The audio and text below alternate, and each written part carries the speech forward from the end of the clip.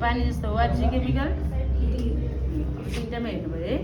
अनि कलर आउँछ कि आउँदैन फाट्छ नि त्यहाँ जमेको छ नि कुनमा रियाक्सन भयो कि भएन हेर्ने है हेरिरहनु भएको छ नि यसमा के आयो त्यो ग्रुप ए डिएमा क्लट आयो कि आएन हजुर एमा क्लट आयो बी र डीमा नि एमा नै आछ एमा जस्तो बी र डी र ए दुई सेम छ त यो दुईटा र त्यो ए सेम छ त कहाँ हेरेर आयो भन्नुभएको त हजुरहरूले ल भन्नुहोस् त जस्तो यसमा र यसमा यस्तो क्लट आएको छ यसमा पनि छ त छैन किन छ भन्नुभएको त हजुरहरूले एमा क्लट आयो भन्दा ल छ यहाँ ब्लड र केमिकल मिक्स भयो तर यसमा जस्तो चेन्ज भयो त्यसमा छैन नि एन्टी बी र एन्टी डीमा मात्रै कलर आयो कुन ग्रुप लेख्नु पऱ्यो त अगाडि बस्नु पाएँ यता बस्नु त कुन ग्रुप लेख्नु पऱ्यो जुनमा फाट्यो त्यही ग्रुप पोजिटिभ भन्नुभयो नि सरले कुन के लेख्नु पऱ्यो त मैले बी के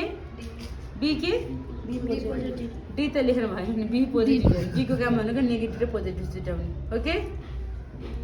बी पोजिटिभ है बुझ्यौ नि अर्को नेक्स्ट वान आउँछ